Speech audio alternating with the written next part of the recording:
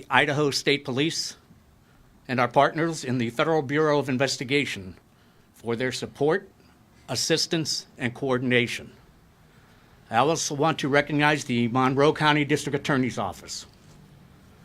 And finally, I need to acknowledge the members of the Pennsylvania State Police, specifically members of Troop N, our Bureau of Criminal Investigation, and our Bureau of Emergency and Special Operations, who assisted in safely taking the suspect into custody in the early morning hours of December 30th.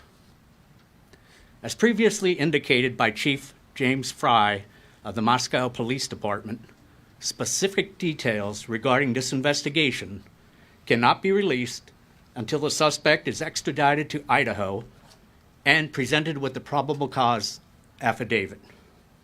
At this time, I will turn the microphone over to Major Christopher Paris, Commander of Area 3, who was involved in the coordinated efforts to take the suspect into custody. Thank you, Colonel. Area 3 comprises Troops F, P, N, and R, and is made up of 1,000 approximately of the women and men, civilian and enlisted, in the northeastern part of Pennsylvania. I'd like to introduce to my left Captain Norm Kramer, who's the commander of Troop N Hazleton, which is comprised of Carbon, Monroe, Columbia, and parts of Luzerne counties. I would like to reiterate, as the colonel said, that Idaho law prohibits any release of information contained within the affidavits. So we're going to do our best today to talk about what phase we are currently in the investigation, and it has entered a new phase with the waiver for extradition. And the continuing primary goal is the seeking of justice through successful prosecution and conviction, bearing the burden of proof beyond a reasonable doubt. So with that in mind, we're trying to balance essentially two things: the public's desire for information against the need to maintain the integrity of the investigation and protect the suspects, accused at this point's due process. So I'll now attempt to give you an operational picture with the best information I can release at the time. So this begins when the Pennsylvania State Police Bureau of Criminal Investigation troopers were contacted by the FBI about assisting with surveillance of the accused in this case. I'd like to take the opportunity to specifically thank several individuals. Special Agent in Charge Jackie McGuire and Assistant Special Agent in Charge Dave Carter from the Philadelphia Field Division, as well as Supervisory Special Agent Bill Vigorito of the Scranton RA. We're very lucky in PSP to have a collaborative relationship with the Bureau, both in Pennsylvania and beyond, and their people are absolutely excellent. So as the investigation progressed, Troop N Criminal Investigation Section, commanded by Captain Kramer over my left shoulder here, began to collaborate with authorities in Idaho. Specifically, I'd like to acknowledge Lieutenant James Curto, who is here today, Sergeant Anthony Ferdinand, Corporal John Chulak, who is not present with us, and Troopers Leary and Knoll, who are here with us today. It was through this collaboration and the charges pending in Idaho that those troopers were able to obtain search warrants and a fugitive from justice warrant that was prepared here in Monroe County for the location in Chestnut Hill Township and the fugitive from justice warrant for Mr. Koberger, respectively. I'd like to acknowledge the Monroe County District Attorney, David Christine, as well as First Assistant Mike Mancuso and their entire office. The support that we received was absolutely excellent. Once those warrants were obtained, the Bureau of Emergency and Special Operations, BESO, coordinates our Special Emergency Response Team, CERT. They were selected to serve those warrants, the 3 search warrants and the fugitive from justice warrant. To define what CERT is, it's a full-time tactical team maintained by PSP to deal with high-risk warrant situations, barricades, and other incidents requiring specialized tactical training or other capabilities. From their perspective, we essentially task them to go out and serve a arrest warrant for someone accused of a quadruple murder. They're activated several hundred times a year throughout the Commonwealth. We don't typically hear of their work in a forum like this because they serve the warrant, the person's taken into custody, and they go about their assignment. They are the ultimate professionals. It's a volunteer team. They're highly trained and highly motivated. Captain Norm Kramer, over my left shoulder, was assigned as the top comm for the CERT activation, which means he was responsible for coordinating our tactical preparations. So, tactical assets were then staged in the county, in Monroe County.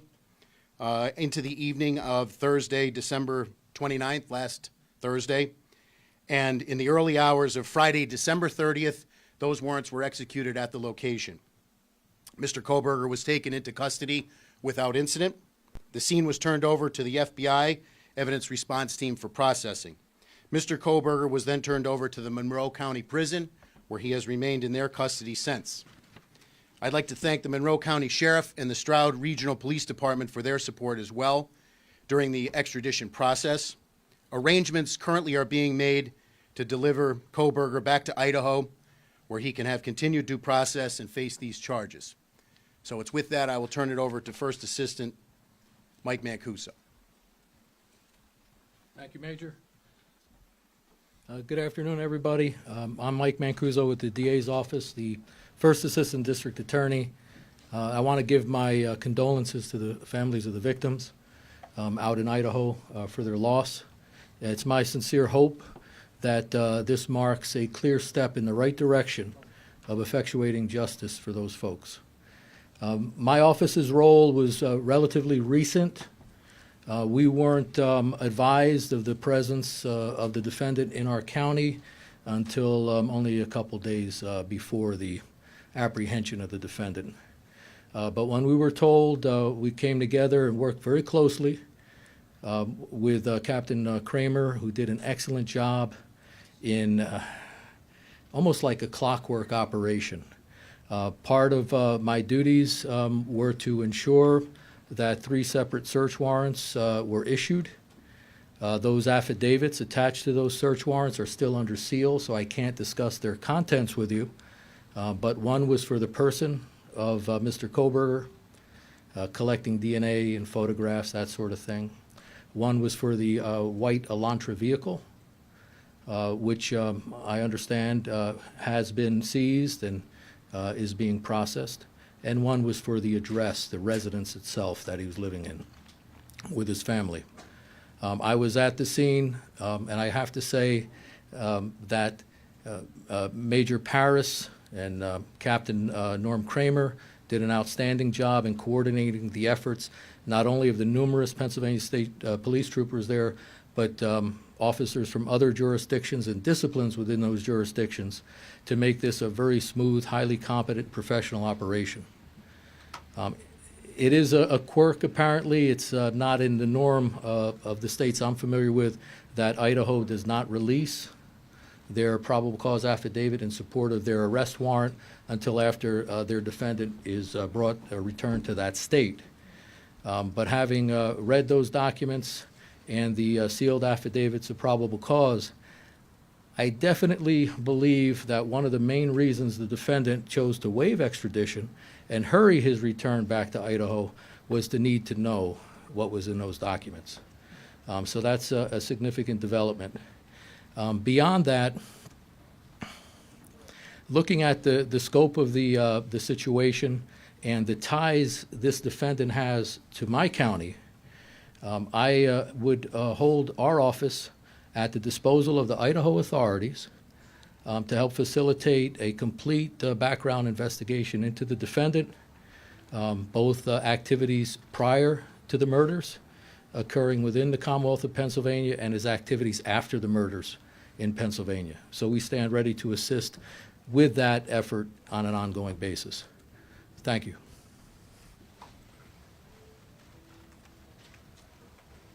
We can now open it up for questions. Can you tell us what state police specifically did, or can you give us any indication as to the operations of state police when you were notified? You talk about putting tactical in the area. How long were they there? And what's the... We're not in a position to give you an exact time. It was at some point prior to when the surveillance was taken as the investigation progressed to a point where search warrants could be obtained and the probable cause for those search warrants and an arrest warrant, a fugitive from justice warrant based on the arrest warrant out in Idaho were obtained. We began to take the tactical steps to plan to serve them. Were you collecting evidence prior to his arrest? At this point, like we said, it's very much pertinent to what's in the affidavits, which we cannot speak about. What's it about his demeanor when the arrest actually happened? Present sense impression, as likewise ongoing investigation, can't discuss it. How, Rob Mann, 69 News, how is Koberger being transported back to Idaho? Those arrangements are being discussed right now, as well as the logistics. The court order says, those of you who heard it today, it's within the next 10 days, so we're currently working on that in coordination with authorities out in Idaho. Sir? I can't comment. I don't know. Is he being held in the Monroe County Jail until he's extradited, or is he removed to another? No, he is lodged in the, since he was dropped off there Friday morning, he's resided in Monroe County Prison. Still, and until he's Correct, yes. extradited, he'll be there? Are the marshals moving him, or which group? Is At this moving point, him? that's still being coordinated between the state police and the authorities out there. We don't know. Will the affidavit be unsealed when he arrives in Idaho? I don't want to speak out of my lane. When I watched the press conference on Friday at 1 p.m. Pacific time, I was alerted to the fact that according to Idaho state law, that the affidavits have to be served to him once he's extradited back before they could be unsealed. Did he say, has anyone else been arrested? Ongoing investigation, ma'am. Has a motive been determined? I can't comment on that either. I apologize. Who transports him, sir? Does Pennsylvania State Police, the Monroe County Sheriff's Department? He's presently back. He was transported from the courthouse by Monroe County Sheriff, and the logistics of who's going to transport him out to Idaho are still being discussed. We don't know yet. Can you confirm the time of his arrest and how much law enforcement presence there actually was? I would say it was in the early morning hours of Friday, December 30th. Tactical assets on scene were probably in the neighborhood of 50. Were you afraid he was going to get tipped off before you got him? I would say overall about this entire operation, and the credit goes, this is a part that the state police played humbly. You look at Moscow Police Department, 38 sworn, 19,000 leads, the video evidence that they had to develop in order to put that out, all public source information. But when you talk about the service of a high-risk warrant for someone who's committed or alleged to have committed 4 homicides, there's nothing routine about that. And all of those tactical steps that were taken were in conjunction with the best efforts of the authorities, local, state, and federal, both in Idaho and here, to ensure that we could do it safely and to ensure that we could get him into custody and that those service or the search warrants could occur. Sir, can we ask you a question of the first assistant district attorney? Mr. Mancuso, you described having read to a degree the contents of that affidavit of probable cause, and that you possibly speculated or theorized that he wanted to get back to read that as well, since he can't read that. Can you give us an indication, though, of the seriousness of what you did read? I know you can't talk about it, but can you share with us something? Yeah, I can't get into the details, sir, but I can say it involved the defendant's connection to a scene of a crime consisting of 4 murdered people. So that's the significance of it. Can you confirm that there is a connection between Brian Goldberger and any of the victims? I can't discuss that, ma'am. How confident are you that he is guilty of these crimes? That wouldn't be my place to say. Certainly confident enough that there was ample probable cause for the issuance of the various warrants in the case. What was your reaction when you heard this? You've all talked about, you followed this. This happened states away. When you get that call, or you all get the call, that this person could be right here in your home area, what's your reaction? Well, I was surprised, really, Monroe County of all places. It hits close to home. It's a normal human reaction, I would think, under the circumstances. Do you know when he and his father left Idaho or Washington and drove to Pennsylvania, what that date was? No, I don't know the exact date, ma'am. Approximately, we understand the middle of December, is that correct? I think that's approximate. And what about, we had heard reports that they were stopped not once but twice on the highway. Can you elaborate? I'll defer to his Pennsylvania public defender on that. Do you have reason to believe that Goldberger is connected to other crimes and unsolved mysteries in the area? I wouldn't answer that question at this time. You start looking at some that may be unsolved where he was around. That would be a normal thing to do. Question for the PSP here. Said he was taken without incident. Was it safe to say that, I shouldn't say it's safe to say, but did it seem like he was expecting? I wouldn't comment on what his present sense was. I would just comment that the professionalism of the CERT team and their tactical training definitely proved in a situation like this to do it in the most tactically sound and fastest way possible. Was there anybody else in the house at the time? Yes, parents were in the house at the Did time. they say anything to you? Again, present sense impression, I can't comment on that, an ongoing investigation. Keep it down the door. Force was used, the warrants were issued for evening search warrants, which in Pennsylvania requires additional probable cause in order to serve them at the hours of darkness. I would defer to the first assistant to talk about the legal burden that you bear in order to obtain those, but from a tactical standpoint, based upon all of the briefings that we had developed and all of the intelligence we had developed, we thought that was the best time to serve it. And what tipped off that Pennsylvania was involved with this? We were alerted by the FBI. Troopers in the Bureau of Criminal Investigation were alerted. Anything on like his social media pages that tipped anything? I can't comment. I don't know. So has parents been cooperative in this whole process? Can't comment. Ongoing, like I said. The state police's role here was to serve the warrants and assist with the surveillance, which we've done. We've been part of major investigations. You know, these are men and women who take an oath to protect their communities and the Commonwealth here. We're very humbled with the opportunity that we had, given a case that has really gained international attention, to play a small part in it.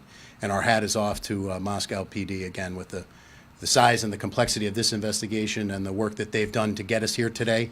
And this is only the beginning of the next step. If it's determined that anyone here in Pennsylvania either helped to conceal or dispose of any evidence, then you would be a part of this case, or would it go to... I would say that we would pledge whatever support we can for ongoing investigations with the Idaho authorities here in Pennsylvania. Absolutely, we would help them in any way we could. Were there any weapons found in the home? I don't want to get into what was actually seized in the house pursuant to the evidentiary nature of it. Can you give any insight into why you all decided to go in overnight to make the arrest? Those are tactical decisions in terms of base surveillance. I don't want to give out too many tactical factors that go into that situation, but obviously surveillance was conducted and we wanted to go in at a time when we thought it would be the safest for everybody, safest for anybody else in the house, safest for Mr. Koberger, and safest for our people. There was an interesting question asked earlier about the care that needed to be taken to not tip the suspect off. Could you describe how long that lid had to be on things and how many people were involved in it? Like how many people knew and for how long? So I would say, I would answer the question this way. I don't want to get into a timeline in terms of when we were notified by the FBI and when the surveillance began. Obviously, we know on Thursday night into Friday morning is when the warrants were served. I would say, as a credit to the professionals both standing behind me and others not here, many others not here, the information was held very close. And we did not want to have any situation where Mr. Koberger potentially would be tipped off. So as a result of that, I would say a close number of approximately 7 to 8 individuals, maybe 10 on the most within the PSP side of this operation knew about it. And for days, can we say? Or? I would say for a period of time. I would not feel comfortable commenting any more than that, for a period of time. And then as the tactical assets were brought in, people were briefed. When the movement plan is finally decided, will there be an announcement? Will Not from the state police, so we would defer to Moscow and the authorities in Idaho. when he starts leaving Pennsylvania? Well, we have security concerns now, obviously, to move any prisoner. Anytime you move somebody from a secure prison to another place, we don't want to, there won't be an announcement from the state police in terms of those logistics, but they're being worked on right now.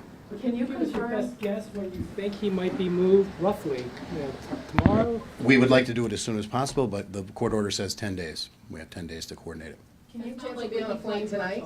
Is it possible he could be on a plane tonight? That's a possibility, right? I can't, I would think that's probably not likely. A private plane, or would you fly commercially? We're looking into that right now. Can you confirm or deny that a window was broken in order to gain access into the home? There were multiple windows that were broken, I believe, to gain access, as well as multiple doors. I think the video of the house after the fact confirms that. And that would all be part of the tactical plan based on the floor plan of the house, et cetera, and what the CERT operators would do to serve those warrants. Was this suspect on your radar before, and are you looking at any connections? I wouldn't comment on that based on the ongoing nature. But how about did he have a criminal past? According to the UJS, I didn't see anything. I can't comment on a person's criminal history during an ongoing investigation. Sorry, Mr. Mancuso said that you stand ready to assist in giving a complete background of the defendant. What specifically is law enforcement interested in? spectrum?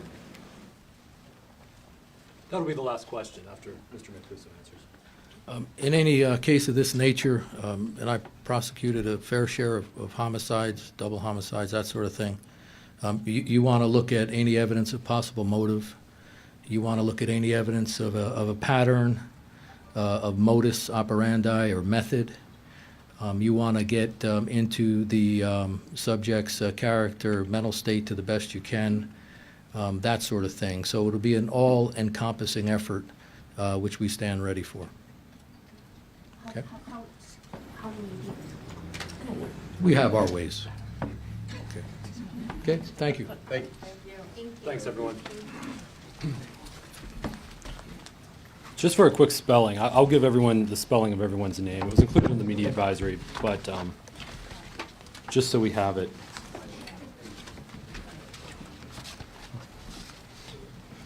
So Colonel's last name is Ivanchik, Evanchik. First name is Robert.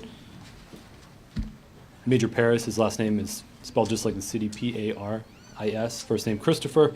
And the first assistant district attorney's last name was spelled Mancuso. So, CERT, Special Emergency Response Team, is CERT. Thanks, everyone.